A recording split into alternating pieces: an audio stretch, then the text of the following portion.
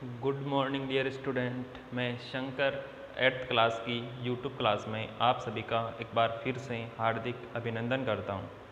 हम पढ़ रहे थे चतुर्भुज के बारे में, जिसमें हमने पिछली क्लास में 3.2 के 3 क्वेश्चन कंप्लीट कर लिए थे। आज हम बात करने जा रहे हैं क्वेश्चन नंबर 4 की। तो देखो क्या है क्वेश्चन नंबर 4। क्वेश्चन नंबर 4 है हमारे पास, एक समबहुभुज की भुजाओं की संख्या ज्ञात कीजिए यदि इसका प्रत्येक अंतःकोण 165 डिग्री का हो। देखो हमें अंतःकोण दिया हुआ है,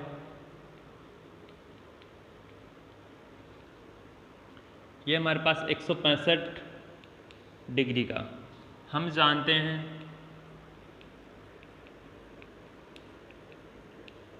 क्या जानते हैं हम कि एक रेखा पर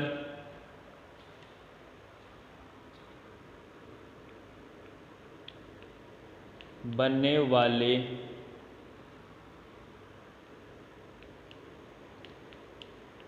कोणों का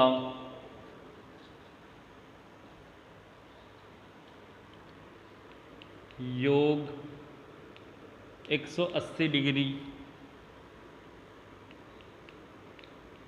होता है।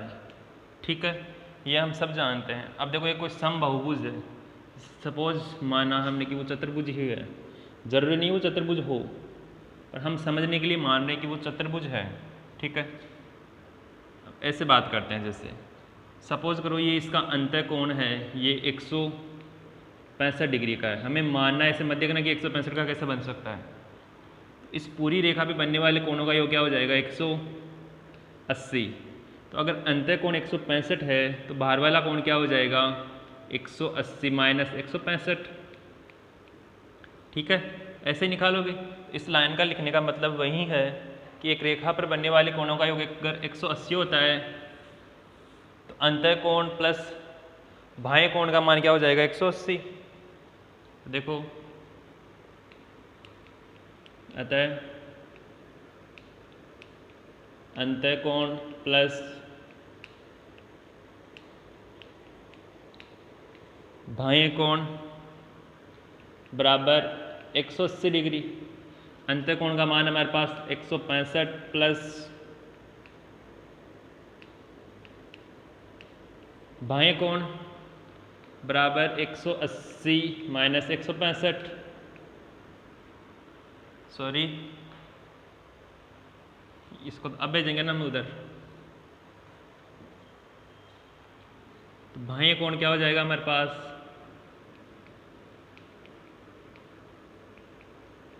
180 माइनस 165। अब 180 में से 165 घटाओगे तो कितना आएगा, 15 डिग्री। ठीक है, और हमने पढ़ा है कि भुजाएं इक्वल होता है हमारे पास 360 बटा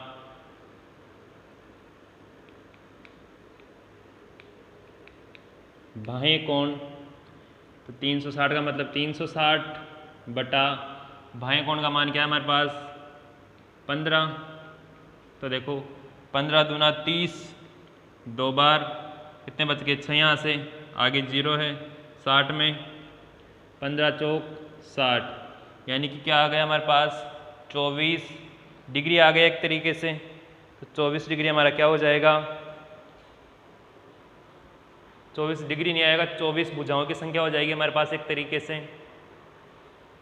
ठीक है, तो समबहुभुज में भुजाओं की संख्या कितनी हो गई हमारे पास, ये 24 डिग्री नहीं है, 24 ही है केवल।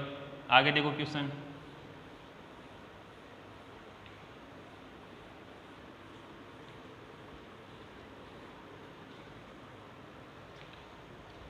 आगे बात करते हैं हम क्वेश्चन नंबर 5 की।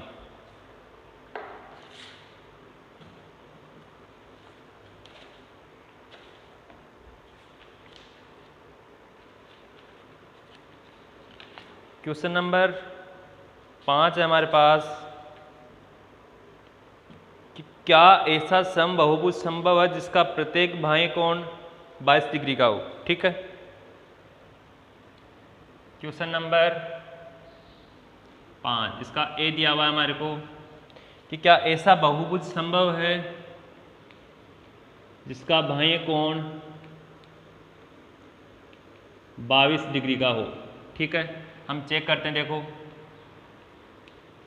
भुजा या एन इक्वल क्या होता है 360 बटा बाह्य कोण, तो देखो 360 बटा 22, तो 22 एकम 22, कितने बच गए 8 इधर से बच गए, 6 उधर से, 140। अब क्या 140 में 22 का भाग जाता है पूरी बार? नहीं जाता है। 140 में 22 का पूरी बार भाग नहीं जाता है। तो कभी ऐसा सुना है कि मतलब बहुभुज है उसकी 4.5 भुजा है, मतलब भुजाओं की संख्या 4.5 है। भुजाओं की संख्या हमेशा किस में आनी चाहिए? पूर्णांक में आनी चाहिए। जैसे 2, 4, 5, 6, 7 ऐसी नहीं आनी चाहिए, मतलब 7.5 आ गई, 3 सही 1/2 आ गई। तो क्या बोलोगे इसमें? जिसका बाह्य कोण 22 डिग्री का है तो ये बहुभुज नहीं बना सकता। समबहुभुज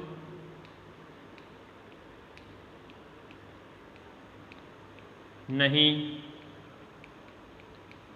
बनेगा। ठीक है, इसी प्रकार इसका सेकंड है। सेकंड है, क्या वह किसी समबहुभुज का अंतःकोण हो सकता है? सोचो, अगर अंतःकोण हमारे पास 22 डिग्री है तो बाह्य कोण क्या हो जाएगा? अभी समझाया था कि बाह्य कोण निकालने के लिए अंतःकोण को 180 में से माइनस करते हैं, तो 180 माइनस 22 डिग्री, तो क्या आ गया 158, 60, 70, 80 सही है। तो भुजा कैसे निकालोगे इसमें? वहीं करोगे 360 में 158 का भाग, और वहीं कंडीशन आएगी वापस से कि पूरी बार 158 का भाग 360 में नहीं जाएगा। तो वापस से क्या लिखोगे? समबहुभुज नहीं बनेगा।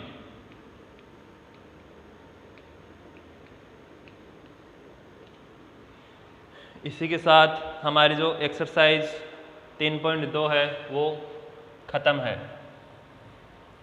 आगे देखो, आगे की बात करते हैं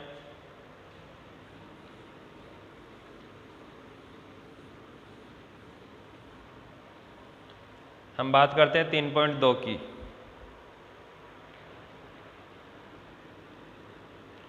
3.2 की बात करने से पहले मैं तुम्हें एक बार समांतर चतुर्भुज के बारे में कुछ बताने जा रहा हूं, तो उसको समझना एक बार।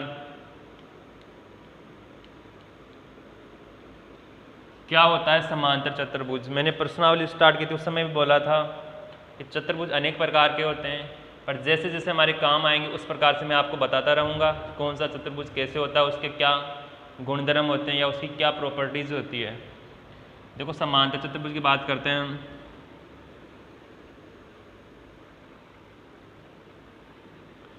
हम ऐसे चतुर्भुज को समांतर चतुर्भुज खींचेंगे जिसकी आमने सामने की भुजाएं क्या हो? समांतर हो। पहली चीज़ तो जैसे ए बी सी डी है, पहला गुण तो क्या हो गया कि ए बी समांतर होगी। ये जो साइन है 11 का, इसे बोलते हैं समांतर का साइन।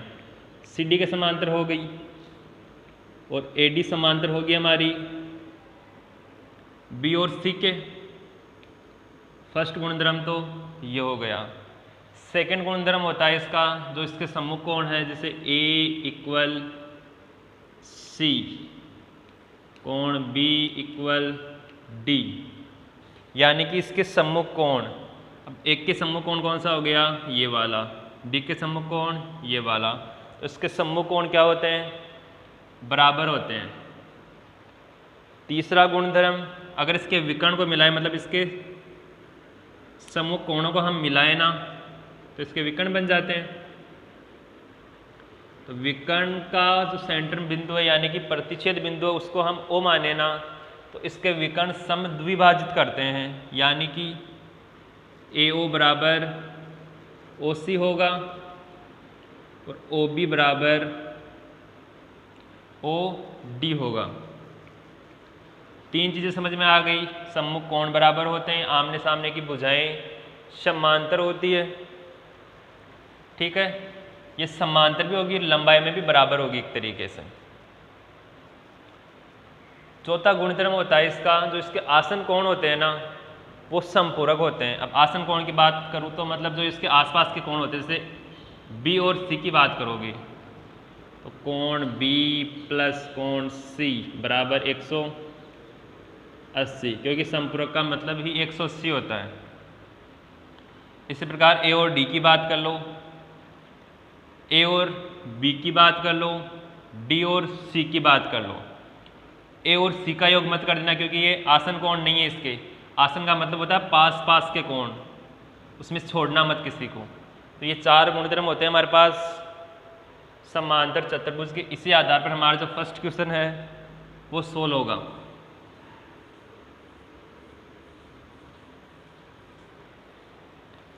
देखो फर्स्ट क्वेश्चन में हमारे पास डायग्राम बना हुआ है, वही डायग्राम बना देता हूँ एक बार। देखो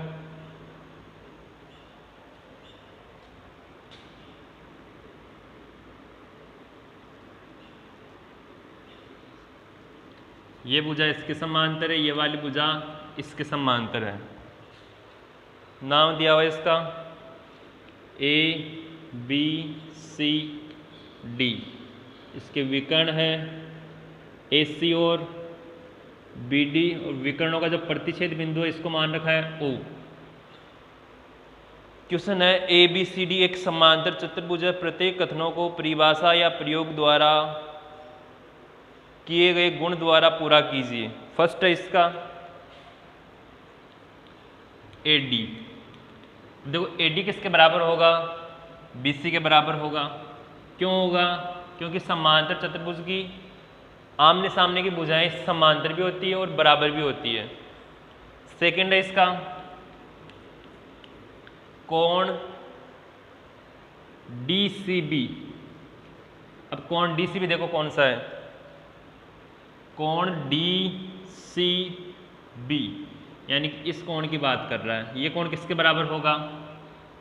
इसके बराबर हो जाएगा कोण DAB के, क्योंकि ये इसके सम्मुख कोण हो गए। थर्ड है इसका OC। अब OC किसके बराबर होगा? मैंने बताया था इसके विकर्ण समद्विभाजित करते हैं, यानी कि जो OC है ये AO के या OA के बराबर होगा, तो OA के बराबर हो गया। फोर्थ देखो इसका, फोर्थ है DAB प्लस CDA। यहाँ M लगा हुआ, कोई खास फर्क नहीं पड़ेगा, कि साइन है M का। तो देखो DAB कौन सा है?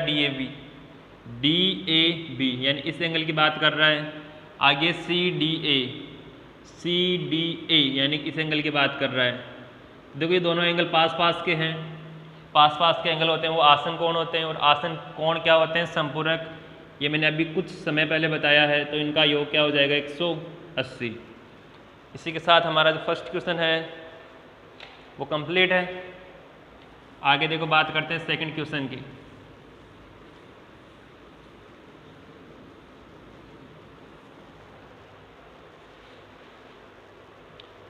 सेकंड क्वेश्चन, निम्न समांतर चतुर्भुजों में अज्ञात x y z के मान ज्ञात कीजिए। सेकंड क्वेश्चन इसका फर्स्ट। अब देखो जो भी दिया हुआ आएगा हमारे को समांतर चतुर्भुज ही होगा। जितने भी गुणधर्म होते हैं वो सारे गुणधर्म हमें लगाने एक तरीके से और इनके मान ज्ञात करने हैं। z y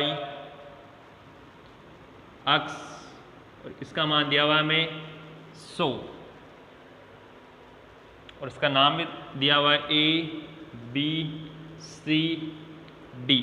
तो हमें एक्स वाई जेड का मान ज्ञात करना है। तो देखो कोण B बराबर कोण D होगा। क्यों होगा? क्योंकि ये सम्मुख कोण में लिख देता हूँ सिंपल में, वैसे तो मैंने समझा दिया। सम्मुख कोण तो y बराबर क्या आ जाएगा मेरे पास 100 डिग्री। ठीक है। अब मैं बात करूँ जैसे Z और A और B की, ये आसन कोण हो जाएंगे, या मैं बात करूँ B और C की, ये भी आसन कोण हो जाएंगे। तो देखो x प्लस 100 बराबर 180। भी 180 क्यों लिखा है मैंने? क्योंकि ये आसन कोण है। अब ये मत पूछना कि आसन कोण क्या होता है, मैंने आराम से समझा दिया है। हमें मान ज्ञात करना है x का। x बराबर क्या हो जाएगा 180 माइनस 100, तो x बराबर 80 डिग्री। तीसरी चीज कोण A बराबर कोण C, ये क्यों होगा? ये भी सम्मुख कोण है।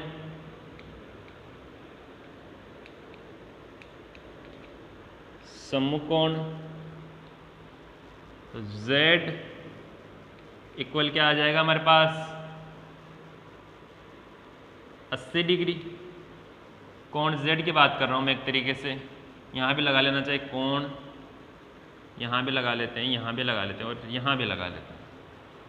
देखो क्वेश्चन को, अच्छा क्वेश्चन है, समझ में आ रहा होगा आराम से।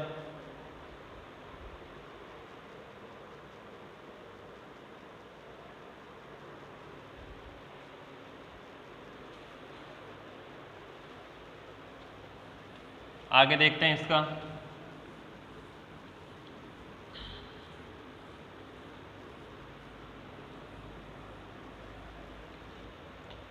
सेकंड क्वेश्चन,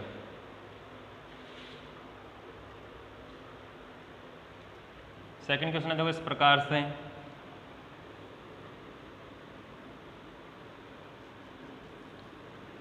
इस प्रकार से हमारा सेकंड क्वेश्चन,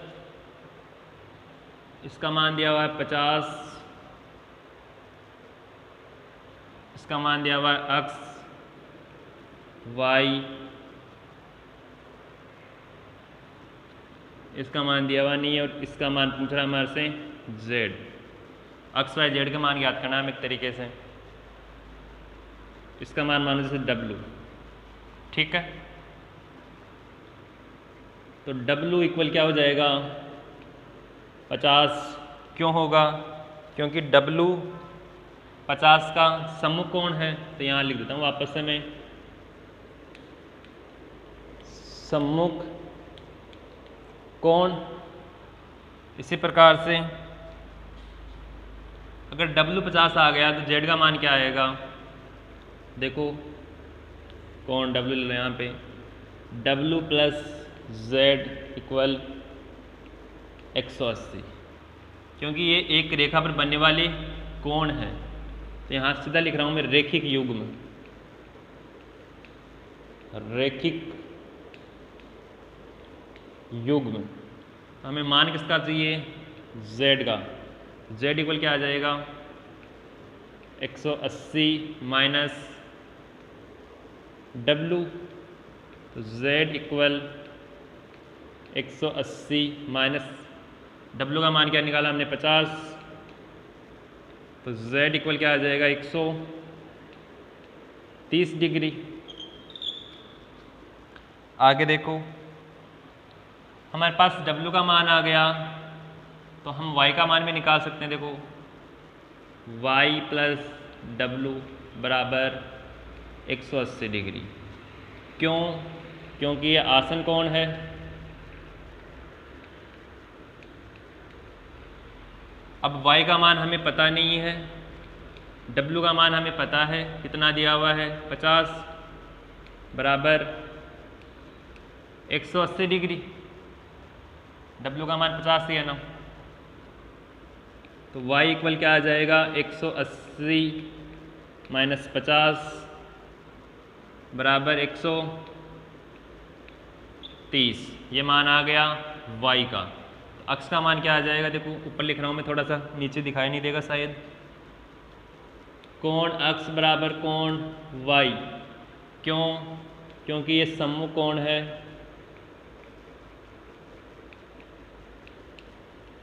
तो हमें y का मान निकाल लिया, तो अक्स का मान क्या हो जाएगा हमारे पास 130 डिग्री।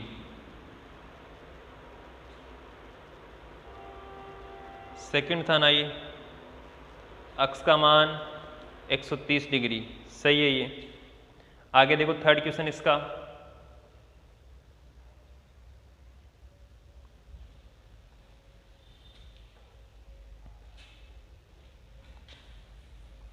मतलब सेकंड का थर्ड क्वेश्चन है ये प्रश्नावली बहुत इजी है, अगर इसको समझ के करोगे ना, ये लास्ट तुम्हारे 12th तक काम आएगी। और 12th के बाद में अगर कंपटीशन की तैयारी करते हो ना, तो उसमें भी हमारे समांतर चतुर्भुज है एक तरीके से, तो वहाँ तुम्हें पढ़ने की आवश्यकता नहीं पड़ेगी एक तरीके से। आगे देखो इसका थर्ड,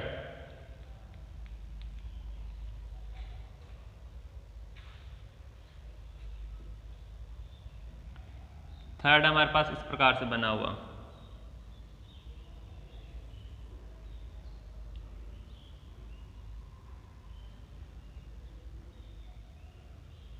यह है समांतर चतुर्भुज,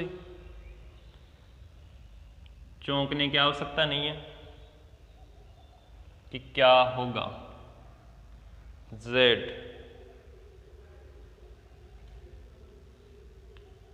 Y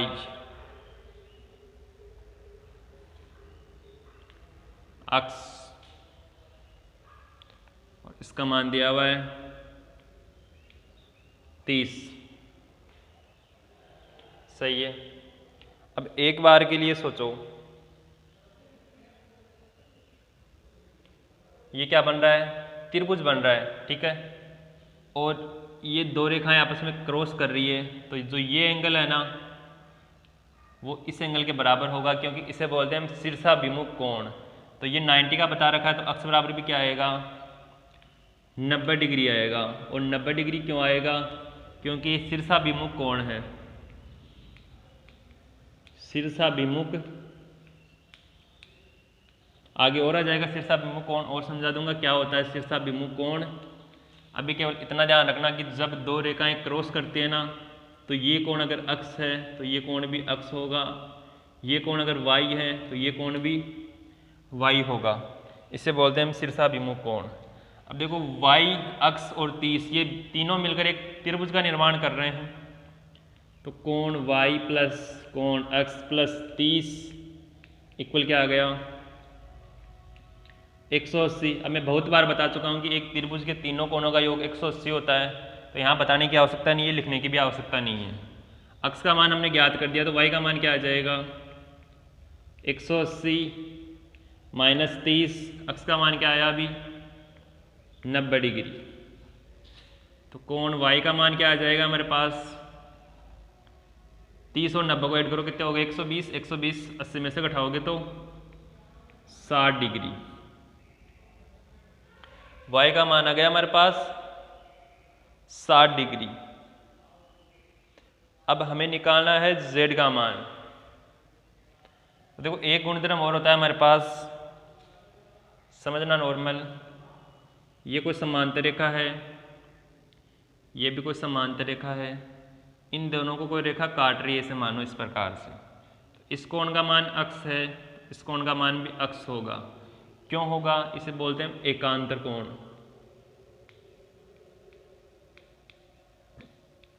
अगर इस कोण का मान y है तो इसका भी y होगा। ये भी हमारे पास एक एकांतर कोण का उदाहरण है। तो इस लाइन को ध्यान में रखते हुए कोण z इक्वल होगा कोण y। तो कोण z इक्वल y का मान हमने क्या निकाला है 60 डिग्री। ठीक है, ये हो गए हमारे 3 क्वेश्चन। आगे का जो क्वेश्चन नंबर 4, और 5 है वो तुम्हें स्वयं को करने की कोशिश करनी है। अगर तुम कर पाते हो तो अच्छी बात है, और तो अगर तुम्हारे से नहीं होता है तो हम उसे करेंगे नेक्स्ट क्लास में। थैंक यू, आज के लिए इतना ही।